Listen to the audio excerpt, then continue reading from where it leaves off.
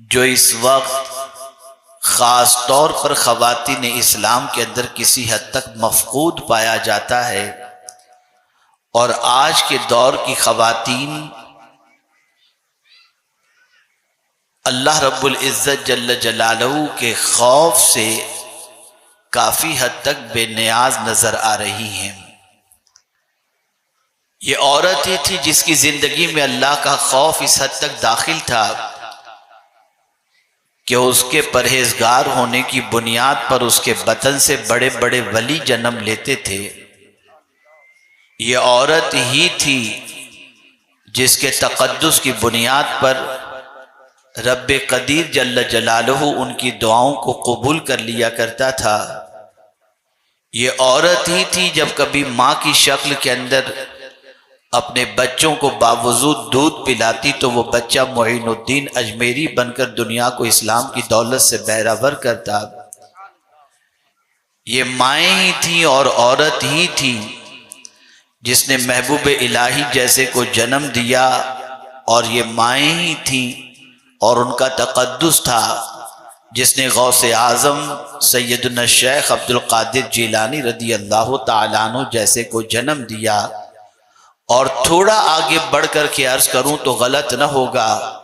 سیدۃ النساء خاتون جنت رضی اللہ تعالیٰ عنہا ہی تھی، اور ان کا تقدس تھا،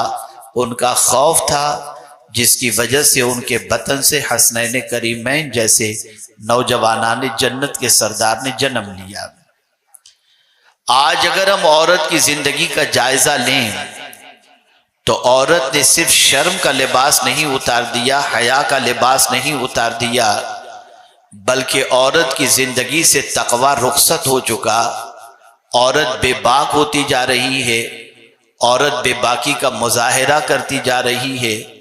اللہ کا ڈر اس کی زندگی سے نکلتا جا رہا ہے، اور دنیا یہ کوشش کر رہی ہے کہ اب کوئی بھی عورت ایسی نظر نہ آنے پائے جس کی زندگی میں تقوی چھلکتا ہو اور اس کی زندگی ایسی گزرتی ہو جس کو دیکھنے کے بعد خاتون جنت کی یاد تازہ ہو جائے۔ آئیے میں سمجھاتا ہوا چلوں آپ کو کہ ایک عورت کی زندگی میں اللہ کا ڈر کتنا ضروری ہے۔ جب تک عورتیں اللہ کے خوف سے دامن گیر تھیں، ان کے گھر کے اندر فاقہ نہیں ہوتا تھا۔ جب تک عورت اللہ عز و جل کے خوف کے اندر زندگی گزارتی تھی، ان کے گھروں میں رحمت الہی کا نزول ہوتا۔ جب تک عورت کی زندگی خوف الہی سے لبریز تھی، ان کی زندگی سے بہت سارے استفادہ کرتے نظر آتے، علمی اعتبار سے، عملی اعتبار سے، قرآن کے اعتبار سے۔ جب تک عورت کی زندگی خوف الہی سے لبریز تھی، بڑے بڑے آوارہ لوگوں کو توبہ کی توفیق نصیب ہو جاتی، لیکن جب سے عورت نے خوف کی چادر اتار کر کے پھینک دی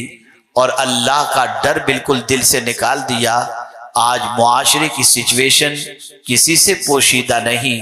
العیاذ باللہ، اب تو حالات اتنے بد سے بدتر ہو چکے ہیں کہ بازاروں میں مرد تو اپنے وجود کو عورت سے بچاتے نظر آتے ہیں، لیکن عورت ہے کہ بینگلز پہننے سے لے کر کے چپل جوتے تک غیر مردوں سے پہن لیتی ہیں۔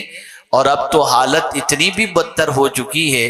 کہ اپنے جسم کے کپڑوں کا ناپ بھی مرد ٹیلروں کو دے کر اللہ کے خوف کی چادر اتار کر آخرت سے بالکل غافل ہوتی ہوئی دکھائی دیتی ہیں۔ اے خاتون جنت رضی اللہ تعالی عنہ کی کنیزوں، میں دو ایک حدیثیں آپ کی سماعتوں کے حوالے کروں گا اور دو تین واقعات کے ذریعے آپ کو بتاؤں گا کہ اللہ کی بندیوں کے اندر جب خوف خدا آ جاتا ہے تو اس کے بعد معاشرے کے اندر کتنا بڑا انقلاب پیدا ہوتا ہے، اور اللہ کی بندیوں میں اگر اللہ کا ڈر پیدا ہو جائے تو وہ گھر رش کے جنت بن جاتا ہے، وہ خاندان رش کے ملائکہ بن جایا کرتا ہے۔ آپ ذرا دیکھیں، آج عورت اپنی زندگی کی مصروفیات کا جائزہ لے کہ وہ صبح اٹھنے سے لے کر کے رات تک کیا کرتی ہے، اور رات کی آدھی رات تک اس کی زندگی کس کام کے اندر خرچ ہوتی ہے۔ وہ سرسری طور پر اپنی زندگی کا احتساب کرے اور اپنی زندگی کا جائزہ لے کہ اس کی صبح کس کام میں گزرتی ہے، اس کی دوپہر کس کام میں گزرتی ہے، اس کی شام کس کام میں گزرتی ہے، اس کی آدھی رات کس کام کے اندر گزرتی ہے، اور اس کے تصورات و تخیلات کے اندر کیا چیزیں گردش کر رہی ہوتی ہیں، تو مجھے کہنے کی ضرورت نہیں، الا ماشاء اللہ تقریباً خواتین کا ذہن بھٹکتا ہوا نظر آتا ہے، تقریباً خواتین کے ذہن کے اندر اللہ کا ڈر نظر نہیں آتا، اور دنیا کے جھمیلوں کے اندر، دنیا کی محبت کے اندر، بننے سنورنے کے اندر، اور اپنی زندگی کو آرائش و زیبائش سے مزین کرنے کے اندر ان کی زندگی کے زیادہ تر لمحات گزرتے ہوئے نظر آتے ہیں۔ آپ کہیں گے مولانا آپ اعتراض کر رہے ہیں، شاید آپ کو نہیں معلوم، زیادہ روزے رکھنے والی خواتین ہی ملیں گی، زیادہ نفل پڑھنے والی خواتین ہی ملیں گی، زیادہ ختم شریف پڑھنے والی خواتین ہی ملیں گی، زیادہ اللہ عز و جل کی کتاب کی تلاوت کرنے والی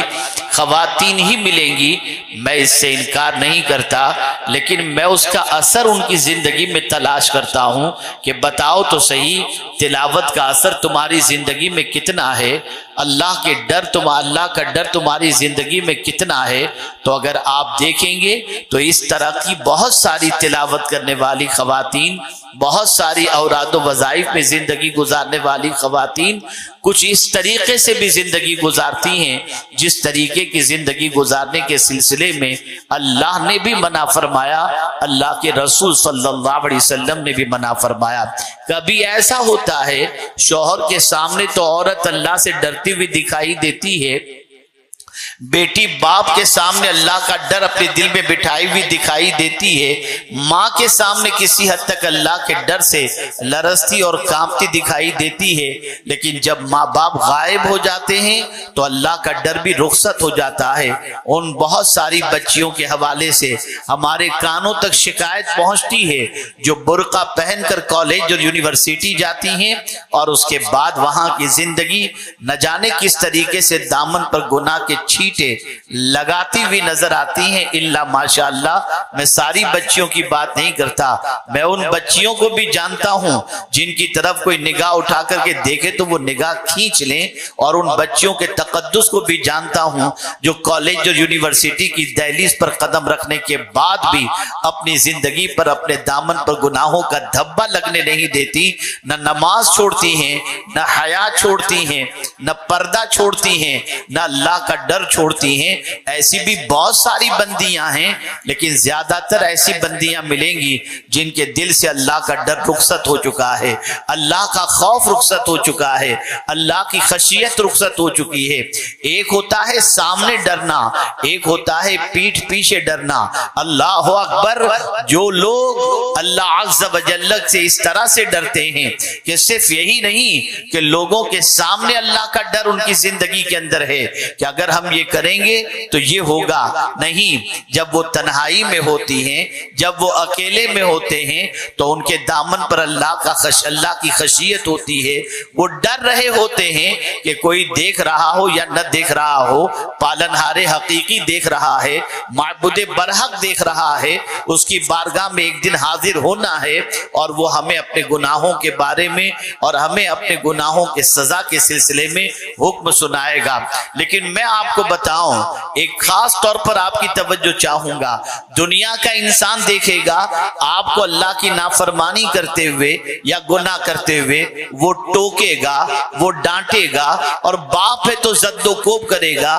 شوہر ہے تو کسی حد تک طلاق کی دھمکی دے گا یا رشتے سے نکال دے گا۔ لیکن میں پوچھنا چاہتا ہوں، جس کو جتنا اختیار ہوتا ہے اسی کے حساب سے وہ سزا دیتا ہے۔ باپ کو جتنا اختیار ہے اسی کے مطابق تمہارے گناہ پر سزا دے گا، شوہر کو جتنا اختیار ہے اس کے مطابق وہ تم کو سزا دے گا۔ لیکن کبھی تم نے یہ سوچا کہ شوہر کو پتہ نہ چلے اس طرح سے گناہ کرتی ہو کہ کہیں طلاق نہ دے دے، کہیں اس لیے گناہ سے بچتی ہو کہ کسی طرح سے باپ کو پتہ نہ چلے؟ لیکن میں پوچھنا چاہتا ہوں، کیا اللہ سے بھی چھپ سکتے ہو؟ کیا اللہ سے بھی تم بے خبر، اللہ عز و جل تمہارے کرتوت سے بے خبر رہ سکتا ہے؟ نہیں، اللہ ہر گناہ کو جانتا ہے، اللہ عز و جل ہر انسان کے کرتوت کو جانتا ہے، اس سے کوئی چیز پوشیدہ نہیں ہے۔ جتنا انسان سے ڈرتے ہو اگر اتنا ہی اللہ کا ڈر دل کے اندر پیدا ہو جائے تو آج کے دور کی خواتین جس کے لیے جو دعا کر دیں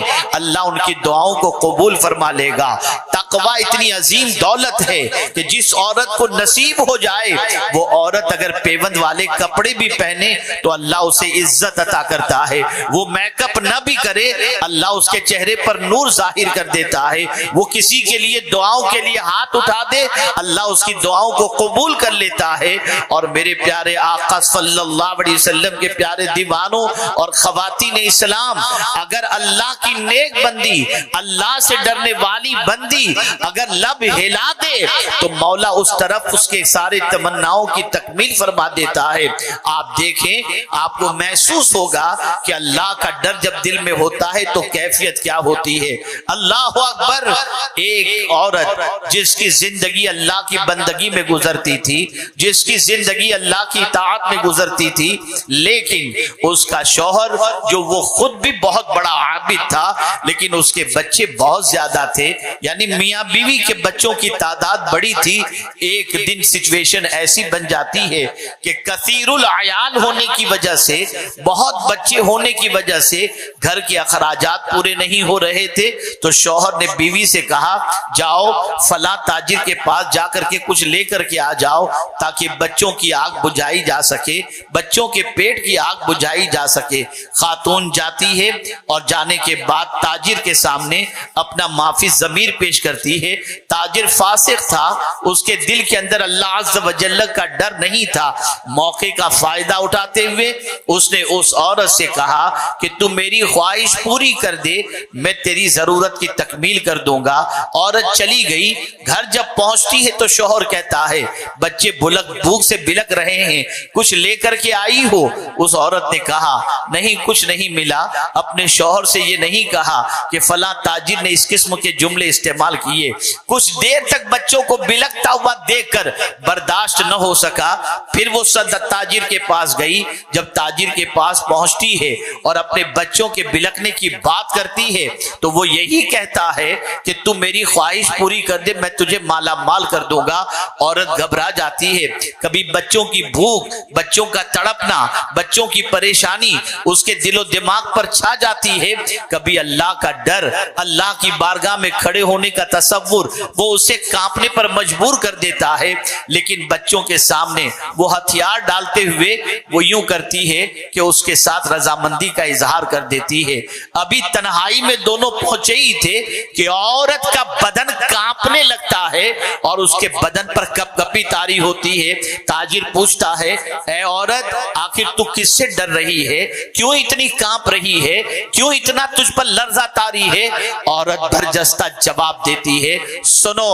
ایک دن مجھے رب کے حضور حاضر ہونا ہے، اس گناہ کے بارے میں وہ مجھ سے پوچھے گا تو میں اپنے رب کو کیا جواب دوں گی؟ اس تصور کی وجہ سے مجھ پر کپ کپی طاری ہے۔ عورت کا خوف خدا سے لرزنا اس تاجر پر اتنا ایفیکٹ کرتا ہے کہ وہ تاجر یہ جملہ استعمال کرتا ہے جب تو بھوکی رہ کر اللہ سے اتنا ڈرتی ہے تو میں تو پیٹ بھرا ہوں، مجھے زیادہ ڈرنا چاہیے۔ اور یہ کہتے ہوئے وہ کمرے میں گیا اور جا کر بہت سارا مال و منال لا کر اس عورت کو دیا اور کہتا ہے تو مجھے معاف کر دے، اللہ اکبر، اور دعا کر کہ میری غلط نیت کو اللہ بھی معاف فرما دے۔ اللہ اللہ، وہ عورت دعائیں دیتی ہوئی مال و منال لے کر گھر چلی جاتی ہے۔ ادھر اس نوجوان تاجر کی زندگی میں تبدیلی پیدا ہوتی ہے۔ حضرت موسیٰ کلیم اللہ علیہ الصلاۃ والتسلیم کو اللہ وحی نازل فرماتا ہے اور ارشاد فرماتا ہے فلاں جگہ جاؤ، ایک تاجر ہے،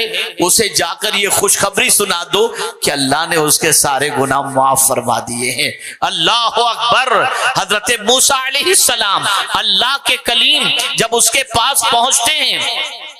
اور اسے مزدے جاں فضا سناتے ہیں کہ اللہ نے تیرے سارے گناہ معاف فرما دیے ہیں. لیکن حضرت موسیٰ علیہ السلام نے یہ کہنے کے بعد ارشاد فرمایا اے نوجوان ذرا بتا تو صحیح تو نے وہ کون سی عظیم نیکی کی ہے جس کی وجہ سے اللہ نے تیرے گناہوں کو معاف کر دیا. اتنا سننا تھا. وہ نوجوان کہتا ہے اور پورا واقعہ سناتا ہے مجھ پر نفس حاوی تھا, شیطان حاوی تھا, میں گناہ کی طرف آمادہ ہو چکا تھا, لیکن ایک عورت کے خوف خدا سے لرزنے نے مجھے توبہ کی توفیق عطا فرما دی جس کی وجہ سے اللہ نے میرے گناہوں کو معاف فرما دیا.